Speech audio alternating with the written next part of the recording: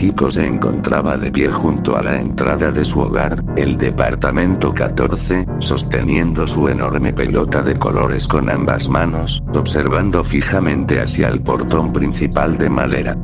Tras haber pasado varias horas esperando que algo rompiera la monotonía de la tarde, un sonido pesado llamó su atención. No se trataba del crujido habitual del portón, sino de unos pasos firmes y pausados que anunciaban la llegada del profesor Girafales. Caminando con elegancia y portando un llamativo ramo de flores frescas entre sus manos, el maestro cruzó el umbral sin portar lentes, bastón, maletín ni bicicleta alguna, manteniendo la mirada fija en la puerta del departamento 14. Al instante, doña Florinda abrió la puerta, mostrando de inmediato una enorme sonrisa de complacencia al ver a su eterno enamorado. Pronunciando sus clásicas palabras de bienvenida sobre el milagro de su visita, recibió la respuesta ensayada del profesor, quien le entregó el humilde obsequio mientras explicaba vagamente el motivo de su presencia aquella tarde. Kiko observó la escena en silencio, sintiendo como un escalofrío recorrió todo su cuerpo, pero no por miedo, sino por una repentina y punzante punzada de rechazo. Viendo el trato desmedidamente afectuoso que su madre le brindaba a aquel hombre al que los niños apodaban despectivamente el maestro Longaniza, una intensa oleada de amargura comenzó a formarse en su pecho. Su madre, quien siempre lo llamaba tesoro y lo trataba con una devoción absoluta, parecía olvidarse por completo de su existencia cada vez que ese sujeto de gran estatura pisaba la vecindad. El profesor Girafales y doña Florinda ingresaron al departamento 14, cerrando la puerta tras de sí y dejando al niño solo en medio del patio.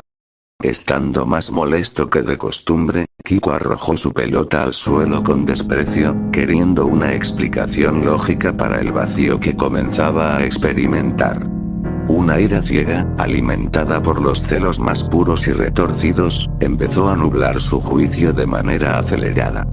Pensando que ese hombre le estaba arrebatando el único afecto que poseía en el mundo, el niño caminó a paso rápido hacia la ventana de su propia casa, pegando el rostro al vidrio para espiar lo que sucedía en el interior de la vivienda. Desde su posición, pudo ver a su madre sirviendo 2 tazas de café con un esmero que jamás usaba con nadie más, mientras el profesor Girafales la miraba con una devoción que a Kiko le pareció una burla directa hacia él. La desesperación se apoderó de él al notar cómo el maestro acariciaba la mano de doña Florinda, provocando en el niño un impulso violento que casi lo hace gritar de la rabia. Deseando interrumpir aquel momento, se apartó de la ventana y regresó al centro del patio, donde el chavo observaba fijamente la escena desde el interior de su barril de madera. El huérfano, notando la evidente alteración en el rostro de su vecino, intentó hacer un comentario intrascendente para calmar el ambiente, pero Kiko lo cortó de inmediato con un frío y cortante recordatorio de que no le simpatizaba, dándole la espalda de manera tajante. Ya nada le importaba más que el odio creciente que sentía hacia la figura del profesor Girafales, un odio que comenzaba a extenderse extrañamente hacia su propia madre por permitir semejante desplazamiento. Camuflado en la sombra de los pasillos, Kiko se sentó cerca de las escaleras de piedra que subían únicamente al departamento 23, rumiando sus pensamientos más oscuros mientras el cielo comenzaba a oscurecerse de forma prematura. Tras haber pasado 2 horas de intensa tortura mental, la puerta del departamento 14 se abrió nuevamente, revelando al profesor Girafales despidiéndose con la misma cortesía exagerada de siempre. Al salir al patio, el maestro notó la presencia de Kiko y se acercó para despedirse de él con un gesto cordial, ignorando por completo el aspecto terrorífico y la mirada desorbitada que el niño poseía en ese instante. Sin decir una sola palabra, Kiko vio cómo el hombre cruzaba el portón de madera y se alejaba definitivamente de la vecindad. Doña Florinda salió un momento al patio para recoger una prenda de la lavandería, llamando a su hijo para que entrara a cenar, tratándolo con la superioridad y prepotencia habitual que utilizaba para referirse a los demás vecinos, a quienes consideraba de una clase inferior. Sin embargo, Kiko ya no escuchaba las palabras de afecto de su madre de la misma manera. En su mente, la idea de la traición ya estaba completamente enraizada. Entrando a la casa con pasos mecánicos, el niño se sentó a la mesa en total silencio, observando cómo su madre se movía por la cocina hablando maravillas del profesor Girafales, detallando lo perfecto que era su romance y los planes a futuro que tenían. Cada palabra pronunciada por Doña Florinda se transformaba en un golpe directo al frágil ego del niño, quien comenzó a apretar los puños debajo de la mesa hasta hacerse daño con sus propias uñas. Pellizcándose en varias ocasiones para despertar de una pesadilla que se sentía demasiado real, Kiko comprendió con una frialdad espantosa que la única forma de recuperar su lugar absoluto y detener ese dolor era eliminando el problema desde la raíz.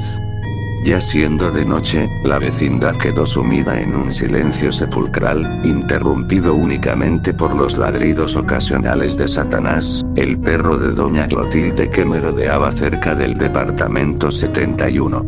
En la cocina del departamento 14, mientras su madre guardaba los utensilios a buen recaudo en las alacenas altas, Kiko se deslizó sigilosamente hacia el cajón de los cubiertos.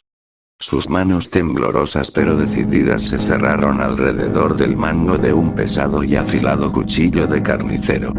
La luz de la luna, que se filtraba tenuemente por la ventana, reflejó un brillo siniestro en la hoja de metal, marcando el inicio de un camino sin retorno para el perturbado niño, quien ya no razonaba en absoluto. Queriendo una explicación a su propio dolor pero encontrando solo un vacío inmenso, Kiko sostuvo el arma blanca con una fuerza descomunal mientras se aproximaba a Doña Florinda por la espalda. La mujer, totalmente ajena al peligro y tarareando una melodía alegre que recordaba su reciente encuentro con el maestro, no tuvo tiempo de reaccionar. Con una frialdad absoluta y sin remordimiento alguno, el niño levantó el brazo dando un certero y violento golpe que sepultó la hoja de metal directamente en la espalda de su madre. Un fuerte ruido seco resonó en las paredes del departamento 14 cuando Doña Florinda cayó de rodillas al suelo, tirando varias tazas de porcelana que se hicieron añicos al impactar contra las losetas. Volviéndose con incredulidad y horror hacia su propio hijo, la mujer intentó pronunciar el nombre de su tesoro, pero Kiko, repitiendo el ataque con un salvajismo mecánico, terminó con la vida de su madre en cuestión de segundos, dejando el cuerpo inerte sobre un charco espeso que se expandía rápidamente por toda la cocina. Viendo lo que había en el suelo, la desesperación se apoderó de él por un instante, pero la locura de los celos era mucho más fuerte que cualquier rastro de cordura. Sabiendo que el profesor Girafales regresaría temprano por la mañana a buscarla, el niño arrastró el cadáver hacia las habitaciones del fondo, ocultándolo a buen recaudo debajo de las mantas de la cama principal. Limpiando el suelo a toda prisa con unos trapos viejos, Kiko pasó el resto de la madrugada despierto, sentado en un rincón de la sala con los ojos completamente desorbitados y pellizcándose en varias ocasiones para despertar de una pesadilla que él mismo había edificado. Ya siendo de mañana, el sol comenzó a filtrarse por las rendijas de la ventana, anunciando la llegada del día fatídico. Desde su posición, el perturbado niño escuchó el crujido del portón principal de madera y los pasos familiares que cruzaban el plano primer patio. Al asomarse sutilmente por la ventana, pudo ver al profesor Girafales, quien avanzaba sonriente con un nuevo ramo de flores, sin portar gafas, bastón ni maletín, dirigiéndose directo hacia la entrada del departamento 14.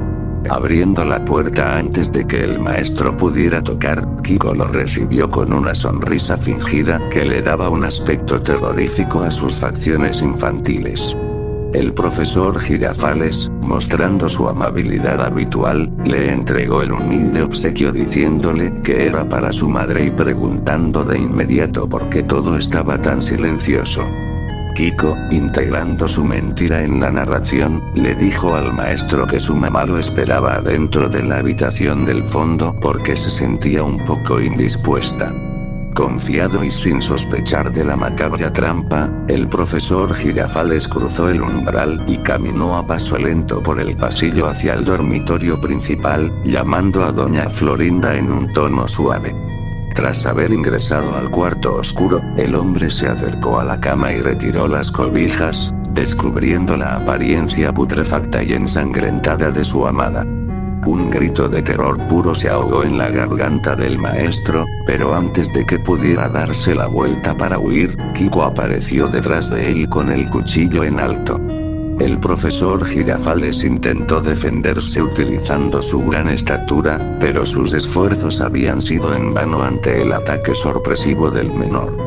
Kiko descargó el arma repetidamente sobre las piernas del maestro para derribarlo, provocando que el hombre cayera pesadamente al suelo del dormitorio mientras la sangre salpicaba las paredes pintadas de blanco.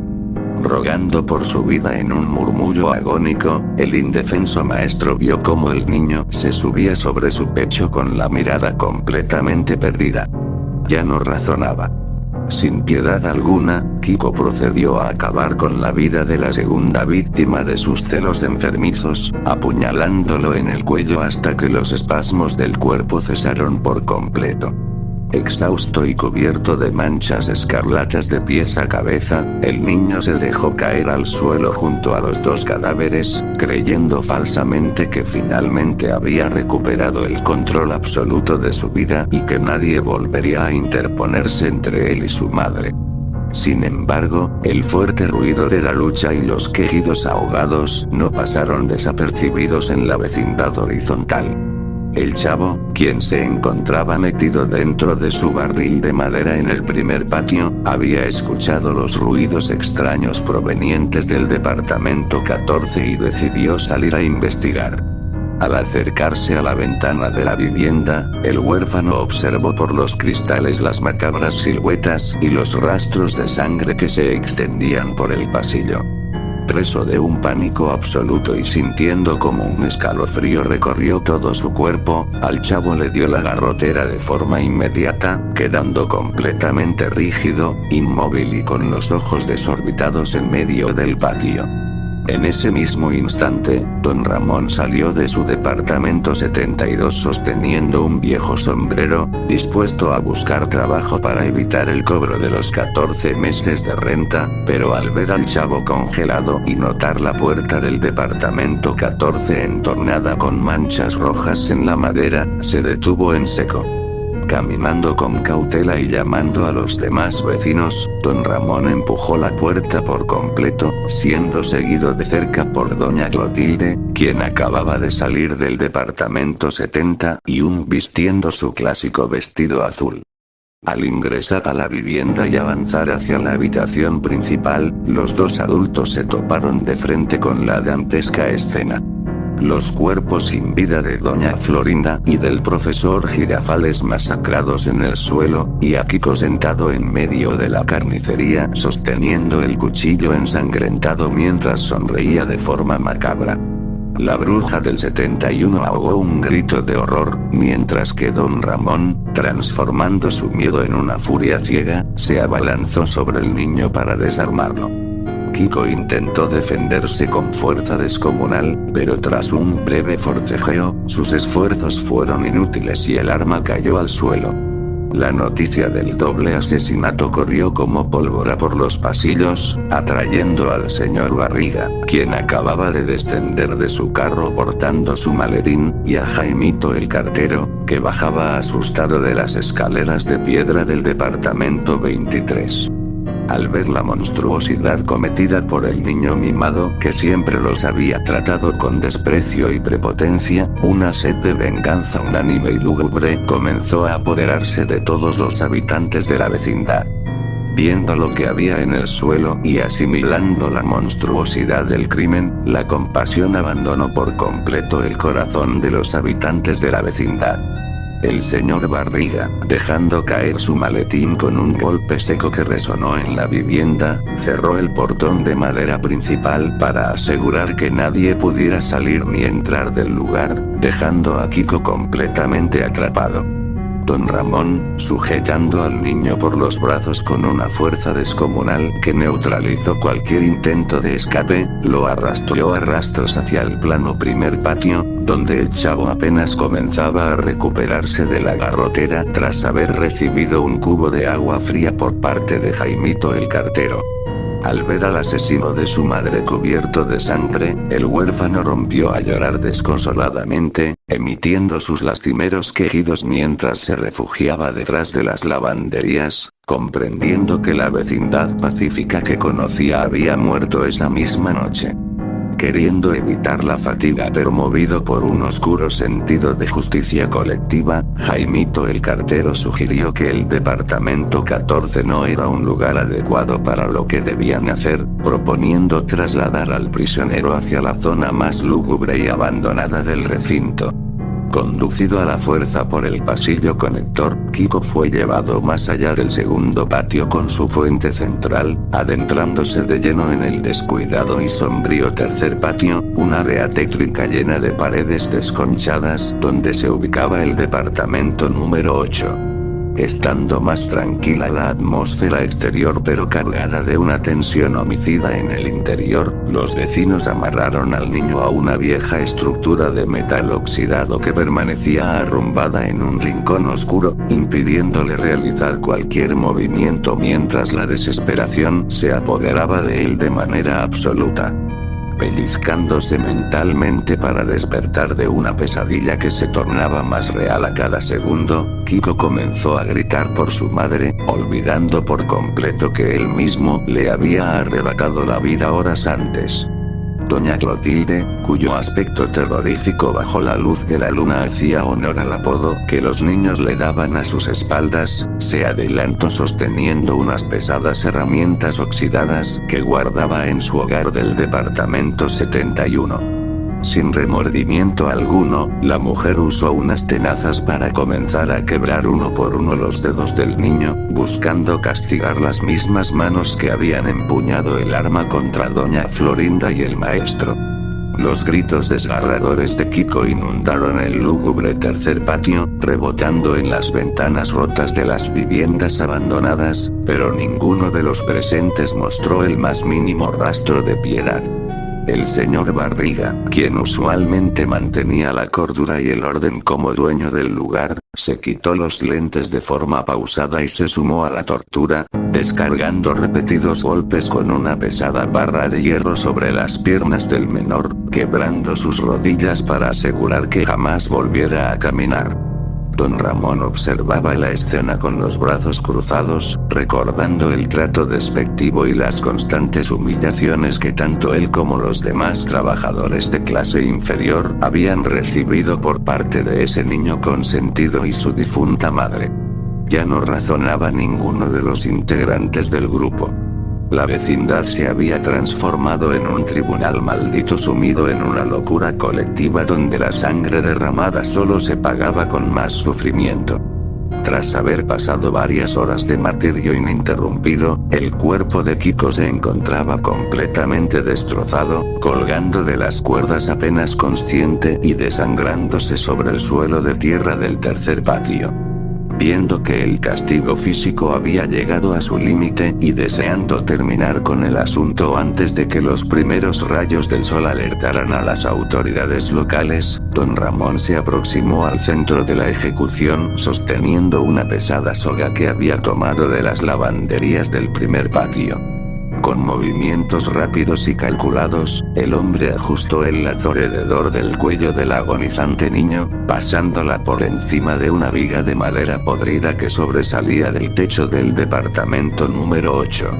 Jaimito el cartero y el señor Barriga tomaron el extremo opuesto de la cuerda, tirando de ella con fuerza consecutiva para elevar el cuerpo mutilado de Kiko sobre el vacío. Las piernas rotas del menor se agitaron débilmente en el aire durante unos breves segundos en un último y desesperado intento por respirar, pero la presión de la soga cortó el flujo de oxígeno de manera definitiva. Un fuerte ruido seco marcó el quiebre final de las vértebras del niño, deteniendo por completo sus movimientos y dejando el cadáver suspendido en medio de la oscuridad del patio abandonado.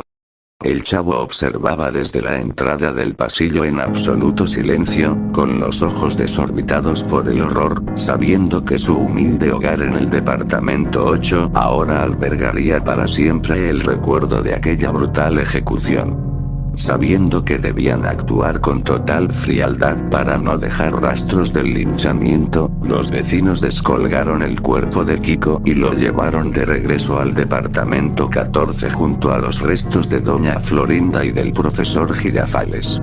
Utilizando el combustible del carro del señor Barriga, rociaron el interior de la vivienda por completo, encendiendo un fuego voraz que comenzó a consumir la estructura flat del primer patio de forma acelerada.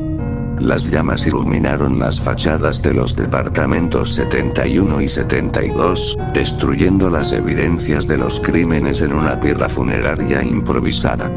Sentados en medio de las cenizas y observando el humo disiparse en el cielo de la madrugada, los sobrevivientes de la vecindad permanecieron juntos en el patio plano, unidos por un pacto de silencio absoluto y eterno, queriendo que todo acabe de una vez por todas.